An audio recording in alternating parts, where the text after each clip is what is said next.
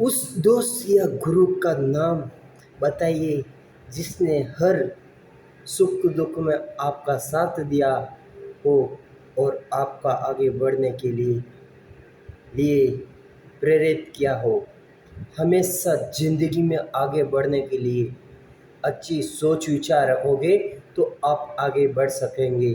यदि आप बुरे सोच विचार रखेंगे तो कभी भी आगे नहीं बढ़ सकोगे मेरे प्यारे भाई और बहनों।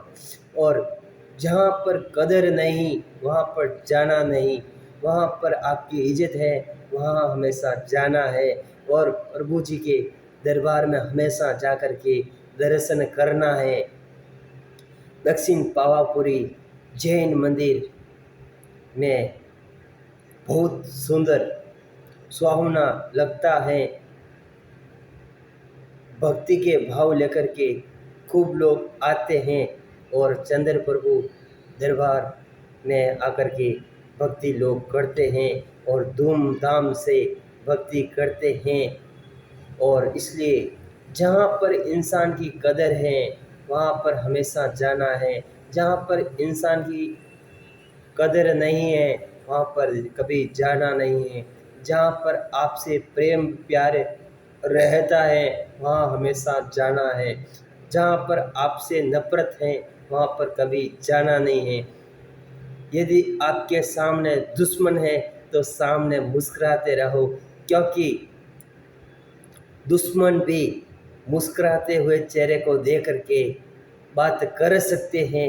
और जैसे दुश्मन के साथ में दुश्मन बन जाएंगे तो पत्थर से पत्थर घिसेंगे तो पत्थर का बुरादा ही होने वाला है। इसलिए जियो और जीने दो, प्रेम से सबको रहने दो, अपने आत्मनिर्भर बनिए, अपनी माता पिता की सेवा कीजिए। जैसे आपके माता पिता ने बहुत कष्ट उठाया था और तुम्हारे को सूखे में सुलाया था और तेरी माँ ने गीले में सोया था।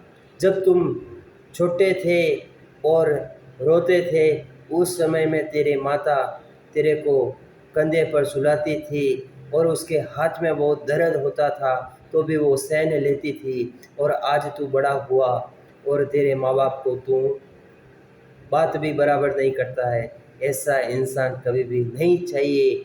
जहाँ पर एक और बात बोल देता हूँ, औलाद नहीं बिगड़ती है, माँ बाप बिगड़ जाते हैं। क्योंकि जैसे आपने औलाद को पैदा किया है, जैसा आप उसको संस्कार दिखाएंगे वैसा ही बनने वाला है। तुम लंदन लंदन किस लिए देखते हो?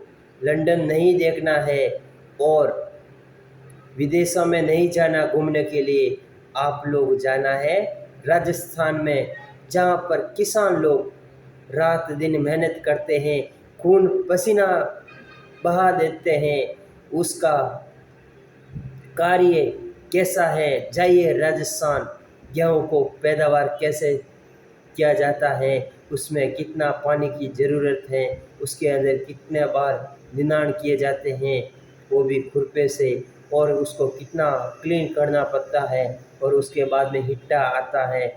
जब फरवरी का महीना होता है, होली का दहन होता है, उसी समय गेहूँ का सिट्टी हिटियाँ आती है, उसको होला पकाया जाता है। और होली के त्यौहार जिस दिन होली का दहन होता है उस दिन होले को सेका जाता है और राजस्थान में खाया जाते हैं। और उसके बाद में होले सूखने के बाद में उसको गेहूँ को मशीनों से निकाला जाता है और वही गेहूँ इकट्ठा किसान लोग पूरा इकट्ठा करके बाज़ारों में बेचते हैं। और कम भाव में किसान लोग तो बेच के आ जाते हैं और चैन की नींद कभी भी नहीं लेते हैं। और तुम लोग कोई भी फंक्शन होता है, हजारों लाखों का अनाज को आप बर्बाद कर देते हैं। ऐसे कार्य कृपया करके आज से ही ये बंद कीजिए।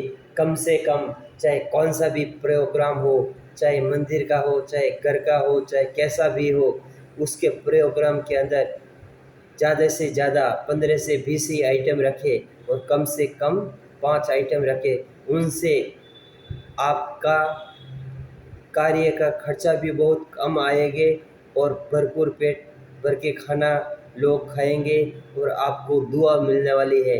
और यदि आपने 25, 30, 50 आइटम बना दिया है तो सभी लोग खाना नहीं खा करके जाएगा, वो सभी इंसान भूखा ही जाने वाला है, क्योंकि वो सभी मिठाई और खाना दे करके कंफ्यूज हो जाएगा।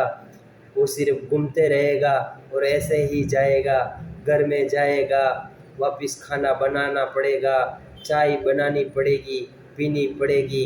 इसलिए कृपया करके ये संदेश कम से कम 25-30 जने को शेयर कीजिए और रूपाराम मोहनलाल वीडियो सब्सक्राइब कीजिए, क्योंकि हम कभी भी पैसा के ऊपर लालच नहीं रखते हैं।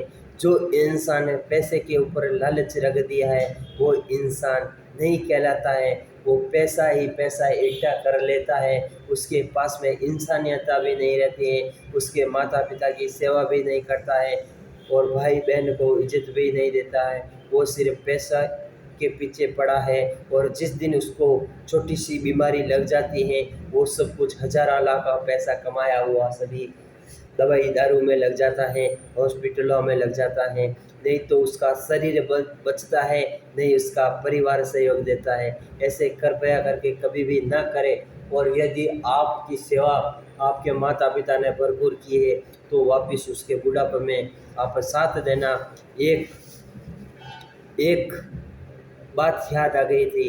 एक बुजुर्ग आदमी 60-70 साल हो गया, उसके चंपल फटे हुए थे और साइकिल से बहुत दूर दूर तक जाते थे, उसको पहनने के लिए जूते भी बराबर नहीं थे। जिस दिन उसका लड़का करोड़पति था, विदेशों में रहता था, उसके माता पिता का खून तो उसने खूब चूसा था, जिस दिन उसके अमेरिका से भारत में आया था उस दिन उसको उसकी औकात का पता चल गया।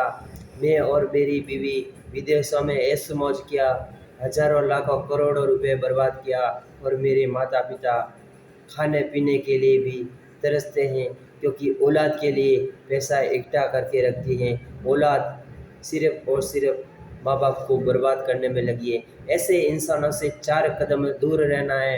इंसान पढ़ाई तो खूब सारा कर लेता है बट उसको अक्ल की बहुत कमी रह जाती है। इसलिए बोलता हूँ ज़्यादा पढ़ाई करना बेकार है, अपने समय के साथ में चलना बहुत ज़रूरी है। अपने परिवार को इज्जत देना, समाज में हर कार्य को सफलता पाने के लिए धैर्य रखना सीखो, सबका साथ देना सीखो, सबका साथ सबका विकास जियो और जीने दो, सबको प्रेम से रहने दो। ईर्ष्या से कभी भी 4 कदम दूर रहना सीखो, हमेशा धैर्य से आगे बढ़ने की सोच रखो। इसलिए मैं चैनी वाले सभी भाइयों और बहनों को सबको धन्यवाद देना चाहता हूँ। कृपया करके आप अच्छा कर्म करेंगे तो आपको दुआ मिलने वाली है, और यदि आप बुरे कर्म करोगे तो बदुआ मिलने वाली है। इतना ही अंतर है। इसलिए आप सोच समझकर जीना सीखो, अपने परिवार के साथ में जीना सीखो। जय हिंद, जय भारत, वंदे मातरम।